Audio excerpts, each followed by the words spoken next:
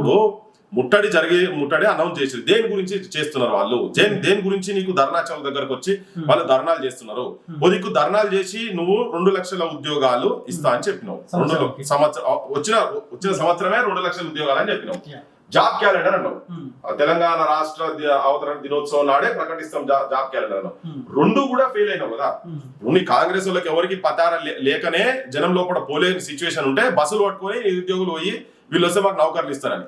ఇవాళ వీళ్ళు ఏంటంటే ఇది ఈయన అపోజిషన్ పార్టీలకు కేసీఆర్ కావచ్చు, హరీష్ కావచ్చు, కేటీఆర్ కావచ్చు, ఈయన ఛాలెంజ్లు విసురుతున్నాడు. 60 లక్షల ఉద్యోగాలకు ఒక ఉద్యోగం తక్కువ ఉన్నారా, నేను ఆడికొచ్చి క్షమాపణ చెప్తా అట్లని. నువ్వు నీ రాజకీయ పంచాయతీ కాదు ఇది. ఇదేంటి ఆయన కూడా ఏంటంటే ఇది మంచిగా టాక్టిక్స్ తోని డైవర్ట్ చేస్తున్నాడు, వాళ్ళ మీదకి నెడుతున్నాడు. వాళ్ళు ఇలా ఉద్యోగాలు ఇయ్యలేదు కనుక నిన్ను తీసుకొచ్చి పెట్టింది. ఇప్పుడు నువ్వు నీ మేనిఫెస్టోలో పెట్టి నీ రాహుల్ గాంధీ వచ్చి, నీ ప్రియాంక గాంధీ వచ్చి యూత్ డిక్లరేషన్ చేసినాడు. 4,000 రూపాయలు నిరుద్యోగ వృత్తి ఇస్తాను, నౌకరు వచ్చే వరకు మొత్తం లైబ్రరీలు మొత్తం వాటన్నిటి ఫర్నిష్ గిర్నిష్ చేస్తాను, ఉపన్యాసాలలో దంచినావు. ఇప్పుడు నువ్వు ఉద్యోగాలు ఇయ్యలేదు, ఇచ్చినవా ఇయ్యలేదు. ఒకవేళ నువ్వే అనుకుందాం, నువ్వు అన్నట్టుగానే 60,000 అనుకున్నాం. నేను దాంతో ఏకీపిస్తలేను. ఒకవేళ అదే అనుకున్నాను, ఇంకా 1,40,000 ఉద్యోగాలు ఇవ్వాలి కదా. మనం ఎల్బీ స్టేడియం దగ్గర నిలబెట్టాను కదా. మరి మేము పొద్దున్న లేస్తే వాళ్ళు వచ్చి ధర్నా చౌక్ అక్కడ వచ్చి ధర్నాలు చేస్తా ఉన్నారు, వాళ్ళు మొత్తుకుంటారు కదా.